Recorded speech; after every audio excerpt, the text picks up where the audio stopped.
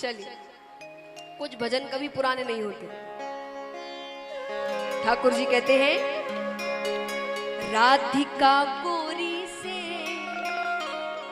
बिरज की छोरी से, राधिका गोरी से बिरज की छोरी से मैया करा दे मेरो।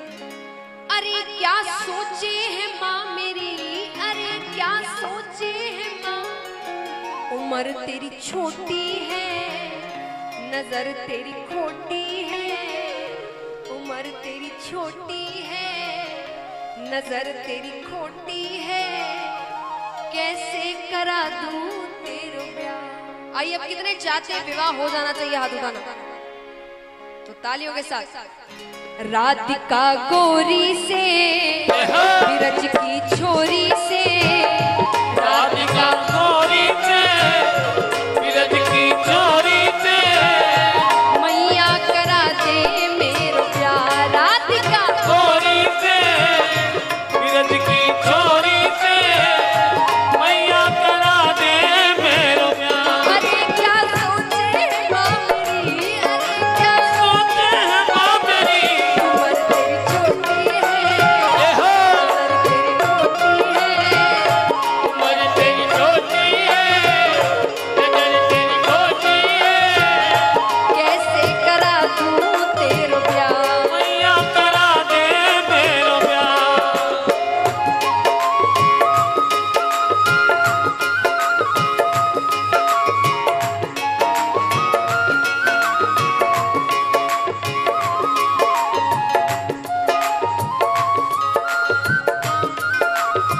बोलिए राधे रानी की।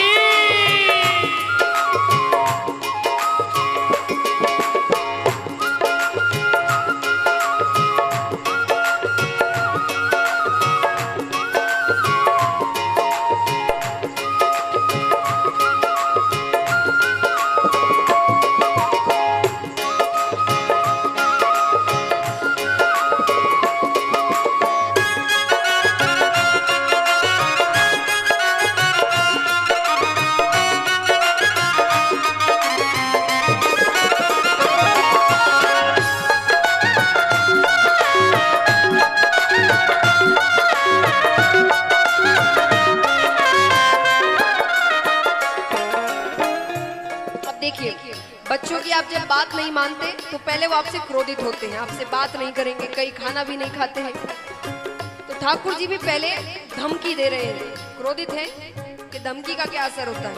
भगवान कहते हैं, जो नहीं ब्याह करावे तेरी कैया नाही चरावे, जो नहीं ब्याह कराए तेरी गैया नाही चराओ, जो नहीं ब्याह करावे तेरी कैया नाही चरावे, जो नहीं ब्याह कराए तेरी गैया नाही चराओ, आज के बाद मेरी मैया तेरी थैली पर न आओ।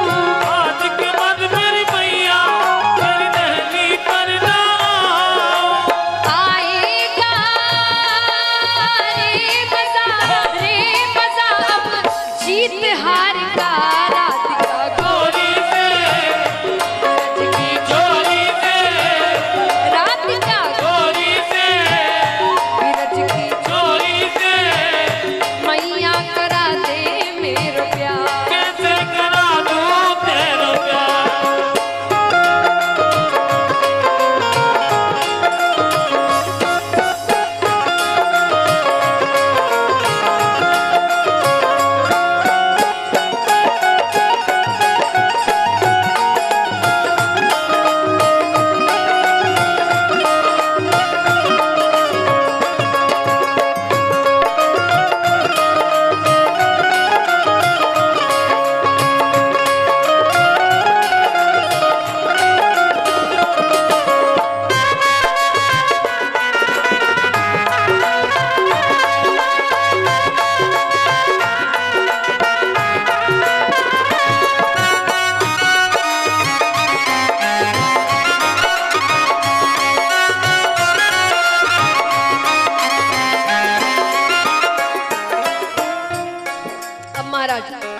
ठाकुर जी देखते धमकी का तो इतना सा भी असर नहीं हुआ।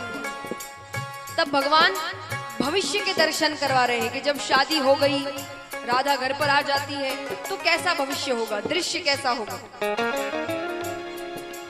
चंदन की चौकी पर मैया तुझको बैठा, चंदन की चौकी पर मैया तुझको बैठा, चंदन की चौकी पर मैया तुझको बैठा, चंदन की चौकी पर मैया तुझको बैठा, अपनी राधिका से मैं माँ चरण तेरे दबवाऊं, अपनी राधिका से मैं माँ चरण तेरे दबवाऊं, भोजन में बनवाऊंगा बनवाऊंगा 56 प्रकार के राधिका गोरी से विरज की गोरी से राधिका गोरी से विरज की गोरी से मैया करा दे मेरे प्यार। मैया करा दे मेरे प्यार।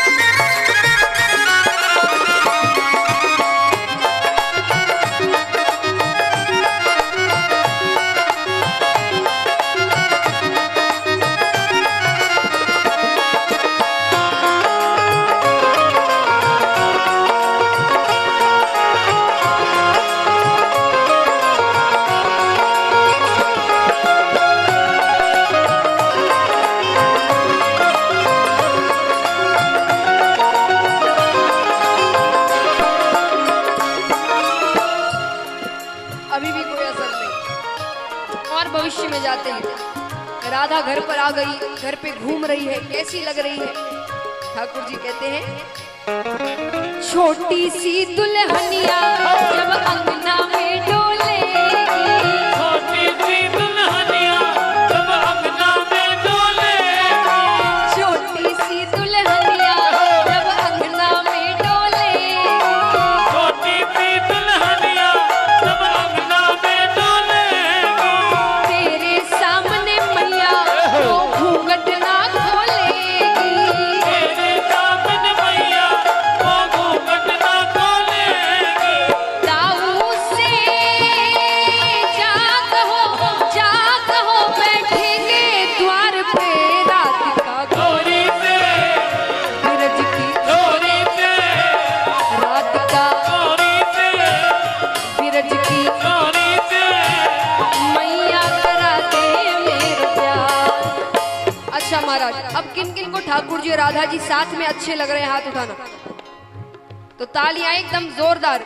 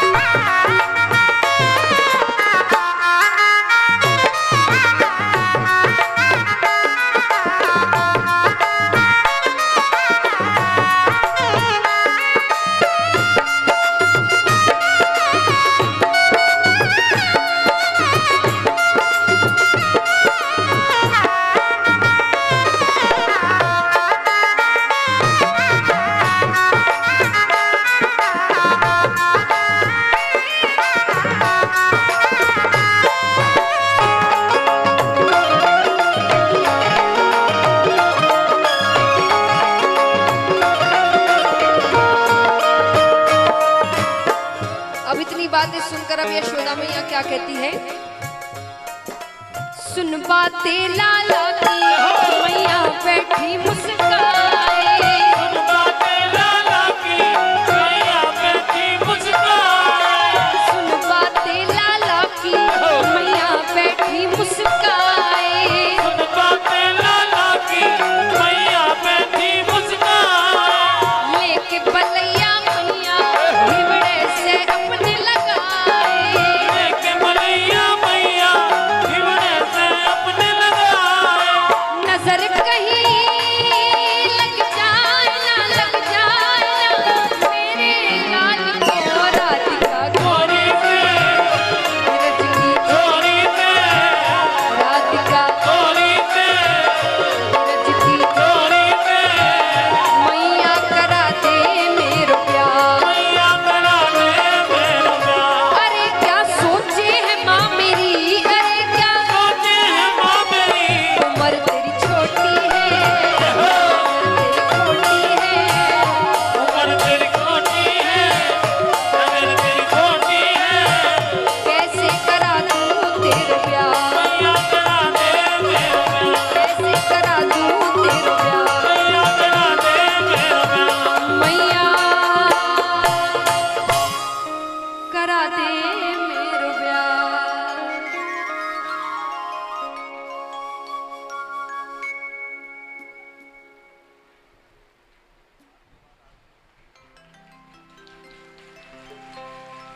बोली राधे रानी की।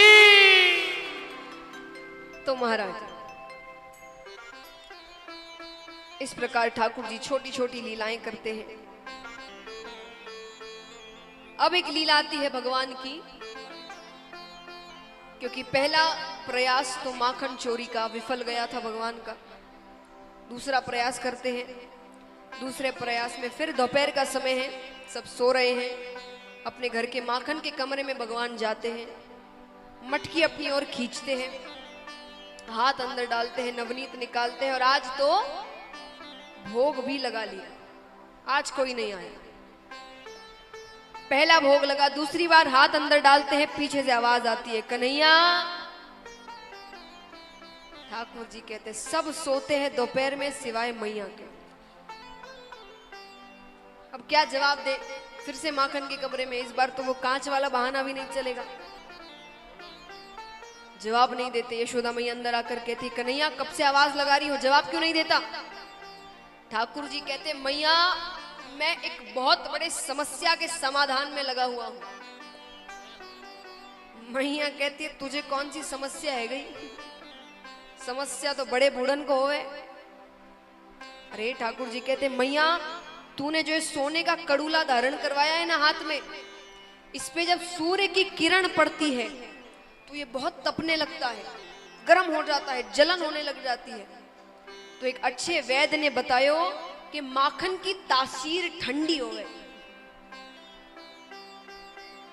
तो मैया मैंने इसीलिए आकर माखन के हांडी में हाथ डाल दिया, तुरंत जलन चली गई। अब कन्हैया भूल गए कि उन्होंने भोग लगा लिया था। तो मैया कहती है, जलन तो यहां हो रही है। बोले हाँ। तो बोले माखन यहां कैसे लगा? क्या जवाब दे? पर ठाकुर जी तो हार मानने वालों में से है नहीं। भगवान कहते हैं, मैया इधर की जलन तो ठंडी है गई, पर शरीर तो एक ही है। अब यहाँ की जलन चढ़ते चढ़ते चढ़ते चढ़ते मुखड़े तक पहुंच गई, तो मैंने मुखड़े पर माखन लगा लियो। अब ठाकुर जी सोचे, क्या पता पीछे से खाते हुए भी देख लिया हो। तो भगवान खुद चला कर कहते, पर मुखड़े की जलन उधर तक पहुंच गई, तो मैंने माखन खा ही लियो। पर मोए माखन को लोभ ना है। यशोदा मैया कहती है, बलिहारी है तेरे चतुराई पर। धन्य है वो यशोदा मैया, नंद बाबा, गोपियां, ग्वाल बाल, जिन्होंने साक्षात भगवान की लीलाओं के दर्शन किए। वृंदावन की वो गलियां, गोकुल की वो गलियां, आज भी बड़े बड़े संत जब वहां जाते हैं ना, तो वहां की जो मिट्टी है, मिट्टी हम कहते हैं ब्रज रज है, उसमें लोटपोट होते हैं। वृक्षों से आलिंगन कर कर रोते हैं कि इन वृक्षों को, इस पर भगवान ने हाथ लगाया था, इस रज पर भगवान चले थे। तो महाराज अब एक दिन ठाकुर जी कहते कि मैया मैं अब बड़ा हो गया हूं तो मुझे गैया चराने जाना है। बच्चे जब बड़े हो जाते हैं तो कहते हैं ना हमें खुद अपने पैरों पर कुछ करना है। तो समय बदलता है, काम बदलते हैं, चीजें वही रहती हैं। वहां पर गैया चराना बड़ी बात थी, दूर दूर जाना पड़ता था। तो भगवान बड़े हुए तो भगवान कहते कि मुझे गैया चराने जाना है। यशोदा मैया कहती ठीक है चले जाना, लेकिन जूतियां पहन कर जाना, कांटे चुभ जाते हैं। ठाकुर जी कहते मैं जूतियां पहनूंगा तो जितनी गैया है सबके लिए जूतियां बना। यशोदा मैया कहती कन्हैया पशु भी कभी जूतियां पहने? अब पशु शब्द सुनते ही भगवान रोने लग जाते हैं, बहुत रोने लग जाते हैं। रोने लग गए तो यशोदा मैया कहती क्या हुआ, मैंने ऐसा क्या कह दिया, कुछ गलत कहा क्या, क्यों रो रहा है? ठाकुर जी कहते मैया गैया को कभी पशु मत कहना, वो सिर्फ पशु नहीं है, वो माता है।